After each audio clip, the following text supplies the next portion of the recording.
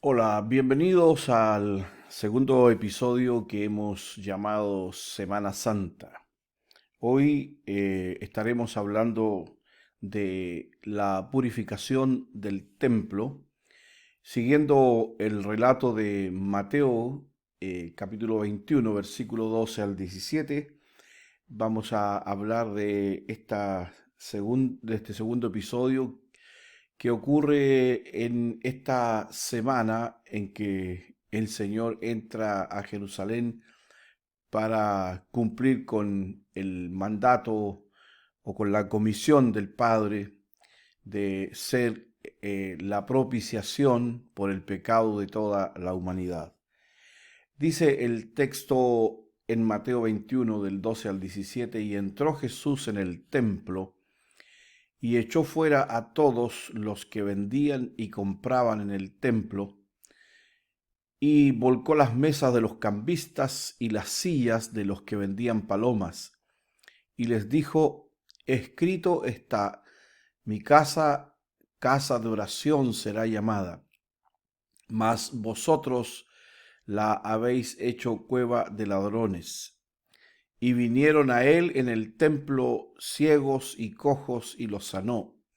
Pero los principales sacerdotes y los escribas, viendo las maravillas que hacía, y a los muchachos aclamando en el templo y diciendo: Hosana al Hijo de David, se indignaron y le dijeron: ¿oyes lo que éstos dicen? Y Jesús les dijo: sí. ¿Nunca leísteis de la boca de los niños y de los que maman perfeccionaste la alabanza?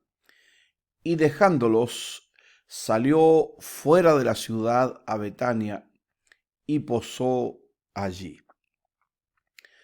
En este segundo episodio encontramos este acto realizado por el Señor de de una manera valiente.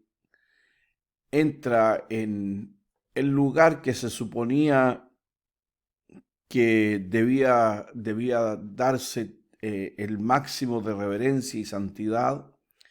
Sin embargo, los patios del templo estaban copados por gente que hacía comercio dentro del lugar. Ahora, este comercio era algo normal, eh, a razón de que muchos de los que venían a celebrar la Pascua y las otras fiestas venían desde lejos, lejos de Jerusalén, como dijimos. Todos aquellos que vivían cerca, alrededor de 40 kilómetros de Jerusalén, debían asistir al templo, y los que vivían fuera de Jerusalén venían una vez al año o dos veces en el año al templo. Entonces, los que venían de lejos, para no hacer más difícil el viaje, entonces el sacrificio o la ofrenda que iban a presentar ese día en el templo la compraban en Jerusalén. Por lo tanto, había personas que estaban allí para vender y para cambiar, porque además en el templo no se aceptaba dinero gentil, se debía pagar el impuesto o dar la ofrenda con dinero israelita. Así que también estaban estos cambistas en el lugar. Se vendían palomas, que era el sacrificio o la ofrenda de de la clase más pobre de los israelitas. Se vendían ovejas o corderos, que era para la gente que tenía un poco más de recursos para poder presentar ofrenda. Y se vendían los terneros de un año, que era ya para las personas que tenían mayores posibilidades y debían presentar una ofrenda de acuerdo a esas posibilidades que tenían.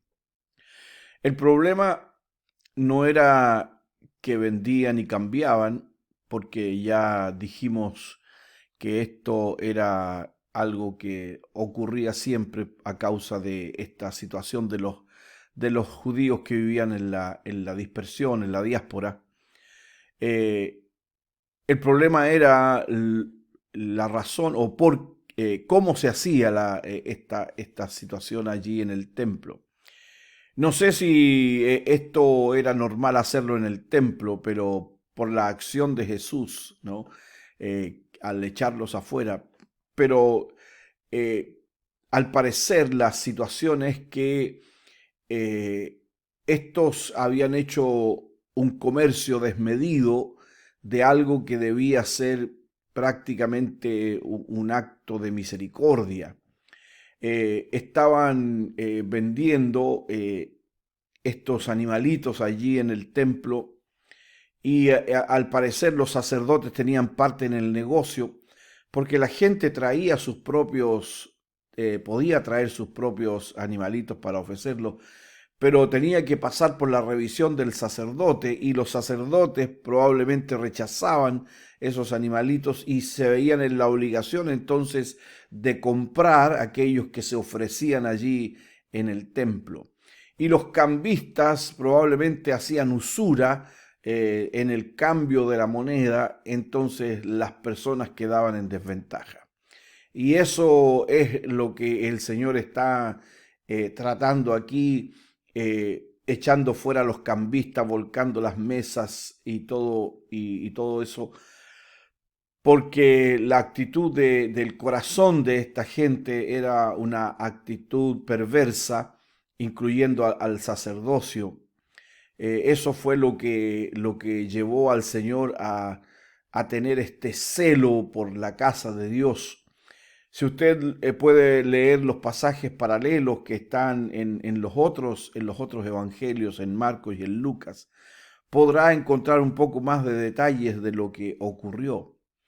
Ahora, por cierto, esto inmediatamente trajo la reacción de los judíos religiosos que confrontan al Señor para eh, eh, preguntarle con qué autoridad hacía estas cosas y cómo es que permitía que la gente le alabara ahí dentro del templo.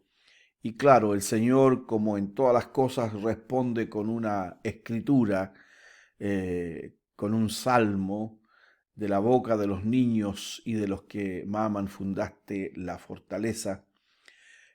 Amados, cuál es la concordancia o cuál es la relevancia que tiene este acto de Jesús?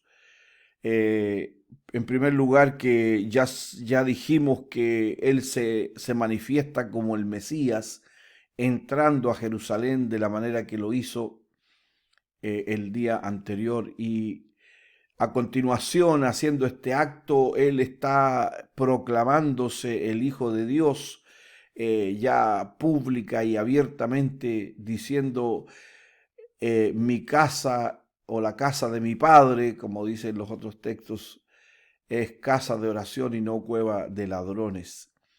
Eh, Hoy día, cuando nosotros tratamos de fijar un paralelo, una concordancia con nuestra vida cristiana o con la acción de nuestra vida cristiana, debemos entender en primer lugar que hay o podemos hacer una aplicación personal.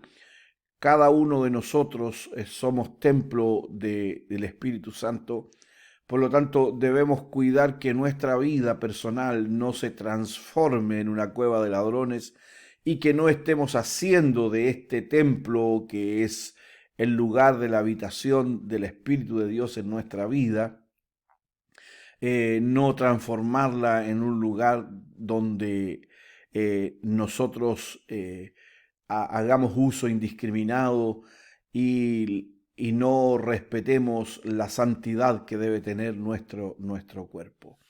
Y también tiene una aplicación colectiva, corporativa, es decir, la iglesia es el cuerpo de Cristo, es el templo de Dios por lo tanto, donde Cristo es la cabeza, por lo tanto, debemos cuidar a la iglesia, debemos cuidar, no estoy hablando del lugar físico, del templo físico, estoy hablando de la iglesia espiritual, universal. Debemos cuidar de no hacer uso de ella de manera indiscriminada también, no transformar la iglesia en la búsqueda de cuestiones personales, de réditos personales, y tampoco mirar la iglesia como algo que no tiene importancia. Hermanos, somos parte del cuerpo de Cristo, y en el cuerpo de Cristo se vive en santidad, se vive en vida nueva. Por lo tanto, la exhortación para nosotros es a mantener la santidad de nuestra vida de manera personal y también de manera colectiva. El Señor nos dé gracia para no ofender a Dios en nuestras vidas. El Señor nos dé gracia para seguir caminando como verdaderos discípulos del Señor, haciendo lo que a Él le agrada. Si eres creyente, entonces examinemos nuestra vida, examinemos nuestro corazón de cómo estamos haciendo uso de este templo del Espíritu Santo del cual debemos dar cuenta. Si no eres creyente, es el tiempo de que puedas volcar tu vida a Cristo, volver tu vida al Señor y vivir una vida de santidad como la que Él está buscando de nosotros. La gracia del Señor te bendiga y te sostenga. Nos vemos en el siguiente episodio.